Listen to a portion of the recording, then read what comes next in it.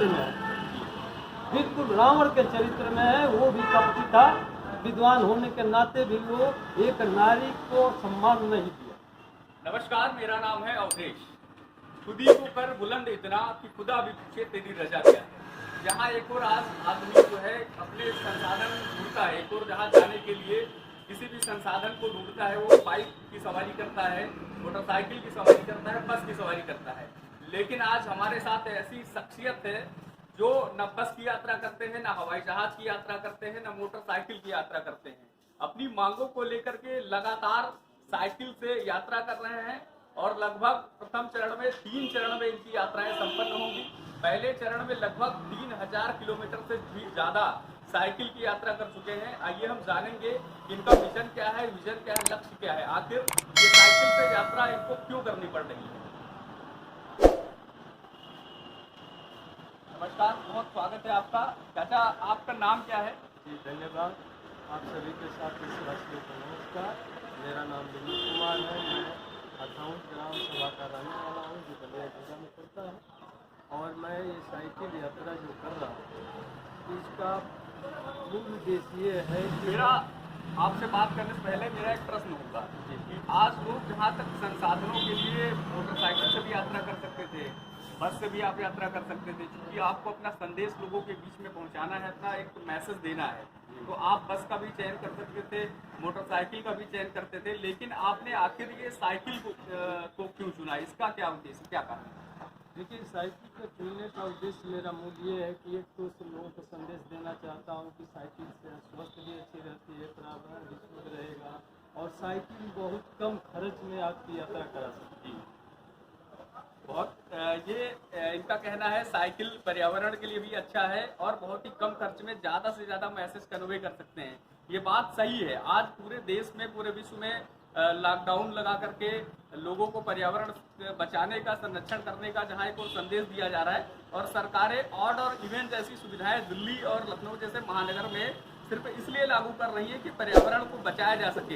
यदि आप साइकिल से यात्रा करते हैं तो एक पूरे देश के लिए संदेश है।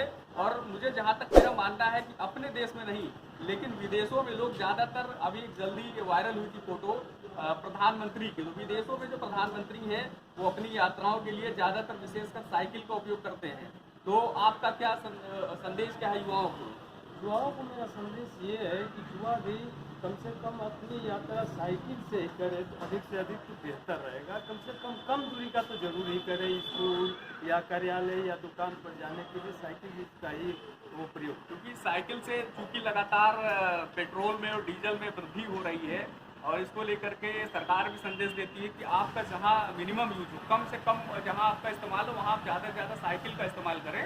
और साइकिल के इस्तेमाल से हमें कई फायदे भी हैं, क्योंकि एक तो हमारा स्वास्थ्य सही रहता है, दूसरा पर्यावरण के दृष्टिकोण से साइकिल हमारे लिए बहुत ज़्यादा उपयोगी है। हम आप पेट्रोल और डीजल की कीमतों में जो इजाफा हो रहा है लगातार, उसको भी हम नियंत्रित कर सकते हैं और अपनी सेहत के लिए जो है साइकिल का इस्तेमाल कर सकते हैं। जैसे हम आपसे ये जानना चाहेंगे कि इस यात्रा को शुरू करने का उद्देश्य क्या है? देखिए, इस यात्रा को शुरू करने का मेरा मूल उद्देश्य ये है कि मैं माननीय प्रधानमंत्री जी से 6 अप्रैल 2018 को सूचना मांगा था 13 दिन, और वह सूचना बिल्कुल गलत तरीके से मुझे दी गई और असंवैधानिक तरीका से बनाया गया प्रधानमंत्री कार्यालय द्वारा। फिर मुझे लगा कि शायद मैं गलत हूँ, और जब मैं दैनिक जागरण समाचार पढ़ रहा था 17 अक्टूबर 2018 तो इसमें मैंने पाया कि एक आईटीआई समन्वय नाम का व्यक्ति दिया था, कोई न्यूज़ समन्वय, और उसमें लिखा गया था कि यह किसी को पता नहीं था कि यह किस विभाग से ली जाए, तो यह आरटीआई पीएमओ को भेज दी। क्योंकि आरटीआई में प्रावधान है कि आवेदक को न लौटा कर उक्त विभाग को सीधे भेज दिया, लेकिन मेरे उस आवेदन को लौटा दिया गया। जो मेरे पास है आपको हम दिखा भी सकते हैं।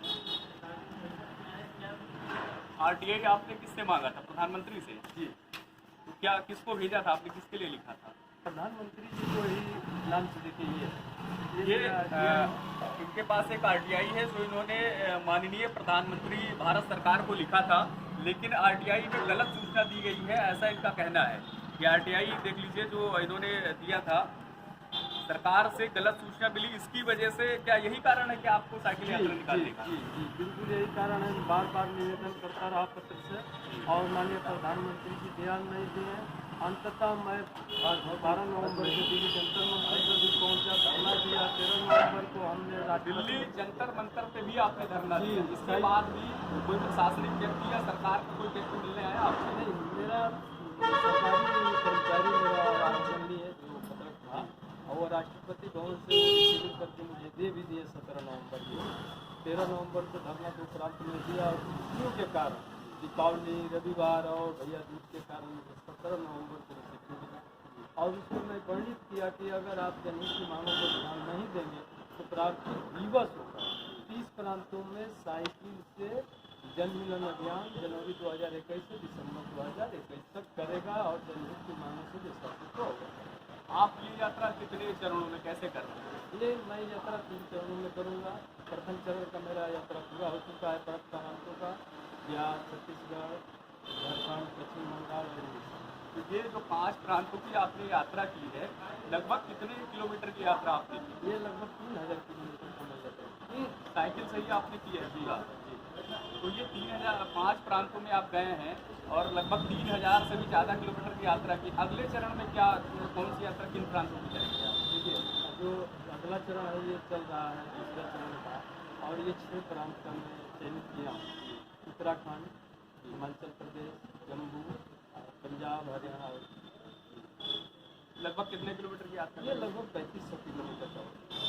तीसरा चरण जो है आपका, इनमें आप किन प्रांतों की यात्रा करेंगे? तीसरा चरण में जो है 19 प्रांत है, जो शेष 19 प्रांत है, 30 प्रांतों का जो मैं उल्लेखित किया हूँ, उसका अंतिम जो चरण है तीसरा, उसमें 19 प्रांत रखते हैं। लगभग मैं ये मान के चलूँ कि आप पूरे देश की यात्रा करेंगे, और वो भी साइकिल से करेंगे पूरे देश की यात्रा। अब तक आप 3000 किलोमीटर से भी ज़्यादा यात्रा कर चुके हैं। आगे मुझे लगता है कि 1500 या 1000 किलोमीटर और भी आपने यात्रा कर लिया होगा। अभी तक मैं जो दूसरे चरण का है ये 570 करूँगा। तो ये पूरी यात्रा आप साइकिल से करते, कैसे आपको चुनौतियों का सामना नहीं करना पड़ता है? मुझे ऐसा है कि मैं साइकिल यात्रा करता हूँ तो चुनौती क्या है, लोगों का समर्थन मिल रहा है, लोग भोजन भी करा रहे हैं, लोग चाय भी पिला रहे हैं, कुछ लोग पैसा मुद्रा भी दे देते हैं कि बाबा रख लीजिए, साइकिल बनवा लीजिए। तो इस तरह से हमें लोगों का समर्थन मिलता जा रहा है इस मांग के प्रति।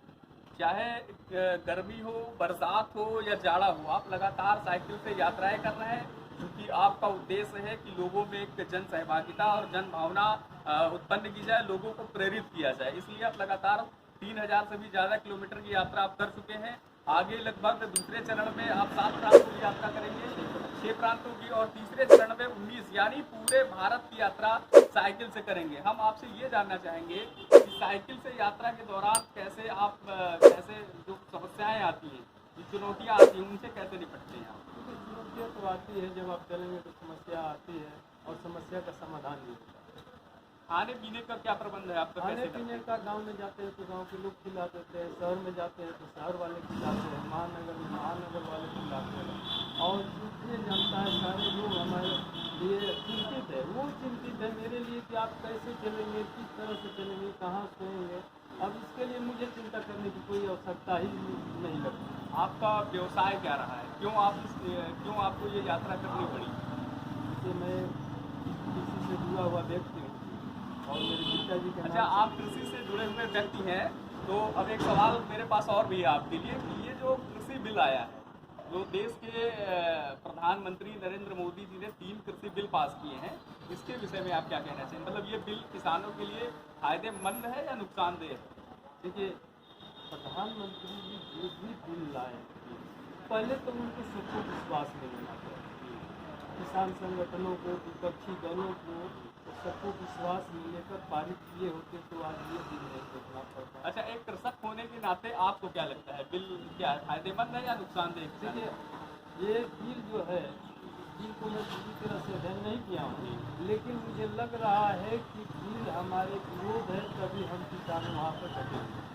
अच्छा, जो मेरा अगला प्रश्न आपसे है, क्योंकि अब मैंने इतनी सारी चीज़ें बताई कि आप साइकिल से यात्रा कर रहे हैं, 3000 किलोमीटर से भी ज़्यादा यात्रा कर चुके हैं, लेकिन जो सबसे ज़्यादा महत्वपूर्ण विषय है, इन यात्राओं को करने के पीछे का क्या विजन है, कि किन मुद्दों पे आप सरकार से मांग, क्या मुद्दे क्या हैं आप, क्यों आप जो है यात्रा कर रहे हैं? देखिए, मैं जो मांग किया था माननीय प्रधानमंत्री जी से समानता के आधार पर किया था कि भाई आप शिक्षा और चिकित्सा व्यवस्था एक समान कर दीजिए और हमारे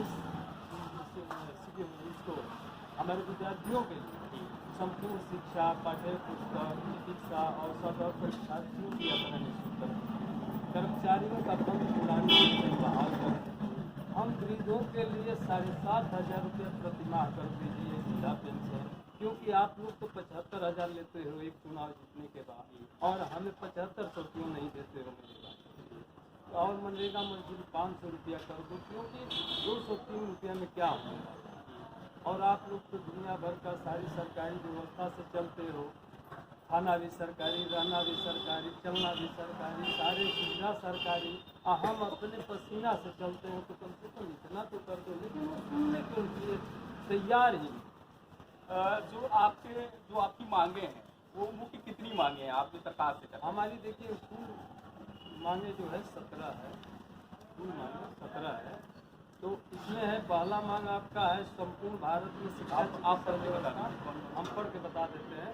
संपूर्ण भारत में शिक्षा चिकित्सा व्यवस्था एक समान, संपूर्ण शिक्षा चिकित्सा पाठ्य पुस्तक औसत परीक्षार्थियों की यात्रा निःशुल्क, पंच पुरानी पेंशन बहाल, वृद्धा पेंशन 7,500 रुपये प्रति माह, मनरेगा मजदूरी 500 रुपया प्रतिदिन, क्षेत्र पंचायत जिला पंचायत सदस्यों को वेतन, समान कार्य का समान ये आपने जो ये एक मुद्दा जो आपका है ये क्षेत्र पंचायत और प्रधानों को जो वेतन का मुद्दा आपने उठाया है, तो मुझे लगता है कि सरकार की बैठक हुई है और प्रधानों को और जिला पंचायत क्षेत्र पंचायत है उनको सैलरी तनख्वाह देने की बात की है सरकार ने। तो अच्छी बात है कि आपने इस पर अगर तो एक मुद्दा तो हल हो गया आपका? अभी तो नहीं हल हुआ, जब तक शासनादेश नहीं आएगा तब तक मैं नहीं मानूँ। क्योंकि कुछ अभी बैठक हुई थी, कैबिनेट की बैठक हुई थी उत्तर प्रदेश सरकार में, तो उन्होंने ये कहा है, यहाँ के मुख्यमंत्री योगी आदित्यनाथ जी ने कहा है कि जो ग्राम प्रधान है और जो जिला पंचायत और क्षेत्र पंचायत के सदस्य हैं उन्हें सरकारी अफसरों की तरीके से तनख्वाह दी जाएगी। प्रधानों के लिए 45,000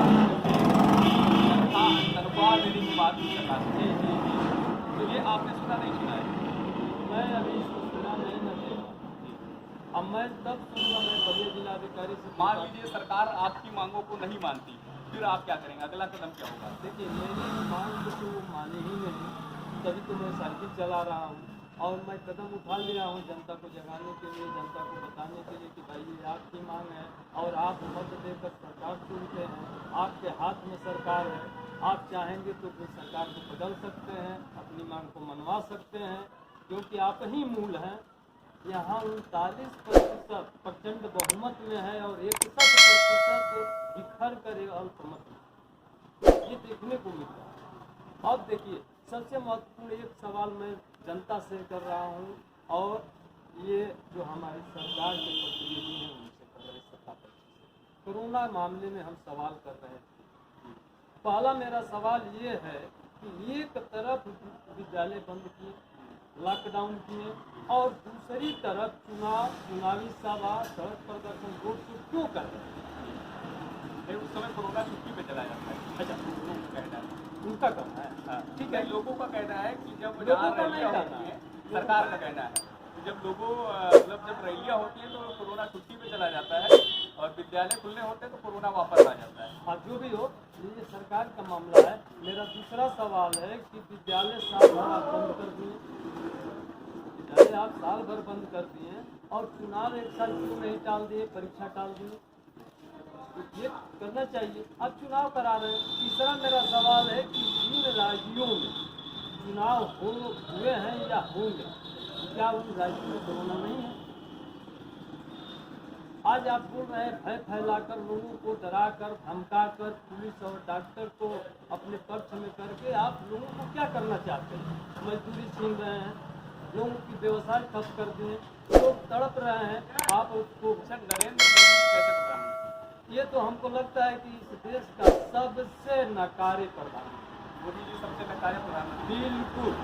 अच्छा, अंत में जो आखिरी सवाल हमारा है कि आप युवाओं को क्या संदेश देना चाहते हैं? मैं युवाओं को ये संदेश देना चाहता हूँ कि झूठ से परे सत्य का बनो, झूठ से परे रहो और सत्य को अपना करो और देश के हमारे जो प्रधानमंत्री पद का कलंक कर रहे हैं, किसी को कलंकित कर रहे हैं, बहरूद ले लेकर के हमको छल कर रहे हैं, ये बिल्कुल रावण के चरित्र में है, बिल्कुल रावण के चरित्र में है। वो भी कपटी था, विद्वान होने के नाते भी वो एक नारी को सम्मान नहीं दिया, और ये प्रधानमंत्री होने के नाते भी हम देशवासियों की बात को नहीं सुन रहे हैं, बार बार छल कर रहे हैं, रूप बदल रहे हैं।